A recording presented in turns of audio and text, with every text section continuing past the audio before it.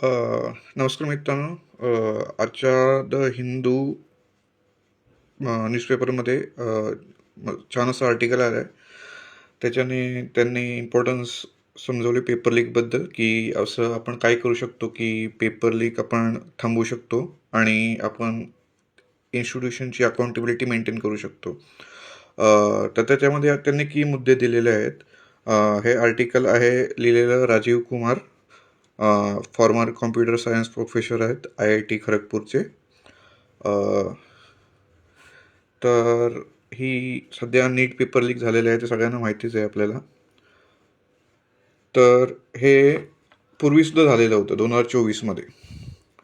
तर असं सांगितलेलं आहे त्यांनी 2024मध्ये पण नीट 2024, UGC नेट 2024 आणि आता सध्या नीट 2026 मध्ये पेपर लीकचे किंवा मिसकंडक्ट्स आढळले आहेत. तर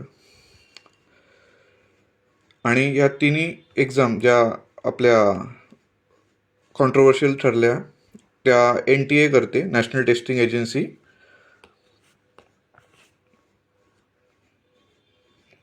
जो नीट 2024चा पेपर फुटी झाला होता आणि UGC नेट 2024ची पण पेपरमध्ये गोंधळ झाला होता.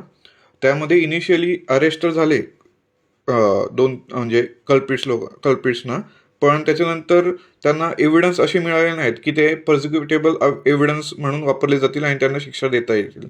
तर त्या त्या जो आपल्या न्यायप्रणाली होती, भारतीय न्याय संहिता आणि पब्लिक एक्झामिनेशन ॲक्ट 2024, या दोन्हीच्या लॉनुसार त्यांना शिक्षा देता आली नाहीत, कारण त्यांना प्रॉपर असे एव्हिडन्स मिळाले नाहीत जे पेपर लीक.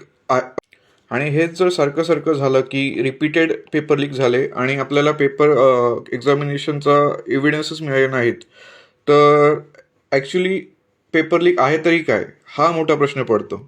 तर मोस्ट इम्पॉर्टंटली त्यांनी एक इकडे सांगितलेलं आहे की नक्की पेपर लीक आहे तरी काय, की डिफाईन करायला पाहिजे की पेपर लीक आहे तरी काय. सध्याच्या ट्रेडिशनलीमध्ये पेपर लीक काय कन्सिडर केलं जातं, की एखादी प्रिंटेड क्वेश्चन पेपर असेल, तो जर लीक झाला तर त्यालाच आपण पेपर लीक म्हणून कन्सिडर केला जातो. आणि इन्व्हेस्टिगेशन प्रोटोकॉल्स पण तीच कंडिशन फॉलो करते की प्रिंटेड पेपर असेल आणि तो एखादा लीक झाला तर त्यालाच पेपर लीक म्हणून कन्सिडर केला जातो. तर ज्यांनी आर्टिकल हे लिहिण्याचा प्रयत्न केला आहे त्यांना हे सांगायचं आहे की आपला शत्रूच चुकीचा आहे, म्हणजे पेपर लीकची डेफिनेशनच चुकीची आहे. तर त्यांनी इकडे सरळ असं सांगितलेलं आहे की कोणताही पेपर सेट करताना तो N number of processes through जातो, नंतरच तो पूर्ण पेपर सेट होतो. जसं की क्वेश्चन पेपर सेटिंग, नंतर मॉडरेशन, ट्रान्सलेशन होतं त्याचंच, नंतर तेच डिजिटायझेशन होतं, नंतर फायनल कंपायलेशन होतं. तर रायटरला असं बोलायचं आहे की या कुठल्या पण प्रोसेसमध्ये पेपर जर कॉम्प्रोमाइज झाला तर तो पण पेपर फुटी प्रकरणातच येतो. नाही की प्रिंटेड पेपर झाला नंतर तो प्रिंटेड पेपर फुटला गेला की पेपर फुटी होते, असं ट्रेडिशनल पेपर लीकमुळे आपल्याला असं सांगितलं येतं. पण तसं ॲक्च्युली होत नाही. तर रायटर इकडे सांगतो ते पण एक महत्त्वाचंच आहे. पेपर लीक हा एका व्याख्येपुरतीच मर्यादित ठेवला तर इकडे खूप सारे वल्नरेबिलिटीज आहेत ज्या आपण आउटलुक करतो इकडे, असं म्हणायचं आहे रायटरला. जी नीट 2024ची पेपर फुटी झाली होती त्यामध्ये ॲक्च्युली प्रॉब्लेम झाला होता की distribution of OMR question paper होते, डिलेड इन ग्रेस मार्क्स होते, किंवा इनकरेक्ट पेपर चेकिंग होती त्यामध्ये, किंवा गायडेड पेपर हा सर्क्युलेशनमध्ये गेले होते. ह्या सगळ्या व्हर्नेबिलिटीज 2024मध्ये झाल्या होत्या. आणि रायटर इकडे असं पण म्हणतो की एक्झामिनेशन प्रिव्हेन्शन हे कुठलं CBIचं किंवा पोलिसचं किंवा कोर्टाचं काम नाही. हे सगळं आफ्टर क्रायसिस इन्व्हॉल्वमेंट होते या इन्स्टिट्यूशनची. जर जर एक्झामिनेशनमध्ये खऱ्या प्रकारे पारदर्शकता आणायचं काम असेल तर ते आहे मिनिस्ट्री ऑफ एज्युकेशनचं, ज्यामध्ये इंटेलिजन्स इन्व्हॉल्वमेंट असते, सायबर सिक्युरिटी एजन्सीज असतात, किंवा इंडिपेंडेंट ओव्हरसाईट असते.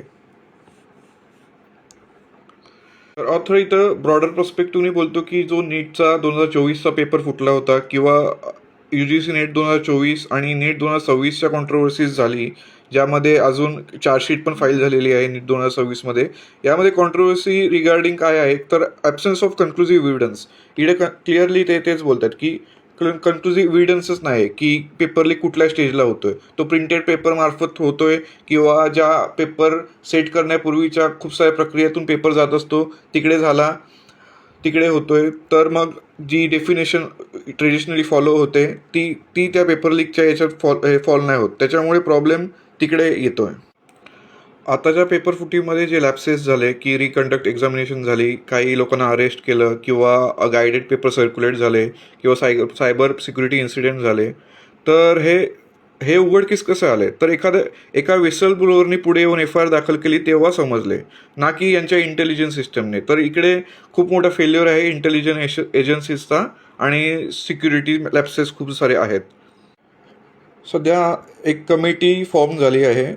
चेअरमॅन आहेत UIDAIचे नंदन निलेकनी. त्यांनी सर्वात प्रथम जे नीट 2024, UGC नेट 2024 किंवा नीट 2026 मध्ये जे लॅप्सेस झाले, लिकेजेस झाले, ऑपरेशन फेल्युअर्स होते, सायबर सिक्युरिटीज आढळली, इन्सिडेंट झाल्या, सेंट्रल लेवलमधून इरिग्युलरिटीज होत्या, इन्व्हेस्टिगेशन आणि ते सगळं एकत्रित करून त्याच्यावर व्हाईट पेपर तयार करावा. आणि व्हाईट पेपरमध्ये पण पब्लिक एक्झामिनेशन इंटिग्रेटेड फ्रेमवर्क असावा, ज्याच्यातून एक बॉडी तयार केली जावी आणि त्यांनी एंड टू एंड SOP तयार कराव्या आणि सगळे कॉन्फ्लिक्ट ऑफ इंटरेस्ट किंवा management, expert selection, cyber security, audit आणि इन्स्टिट्यूशन अकाउंटेबिलिटी सेट करावी. आणि इकडे रायटर असं बोलतो की टफर लॉज किंवा पोस्ट फॅक्टो इन्व्हेस्टिगेशन किंवा पेपर फुटी प्रकरण झाल्यानंतरच्या इन्व्हेस्टिगेशन करून फायदा नाही. तर त्या प्रिव्हेंट करणं किंवा एक्झाम लीक होण्याच्या अगोदरच त्याच्यावर काम करणं किंवा ब्रीचेस होणं थांबवणं या गोष्टीवर प्राथमिकता देण्यात यावी असं त्यांना बोलायचं आहे.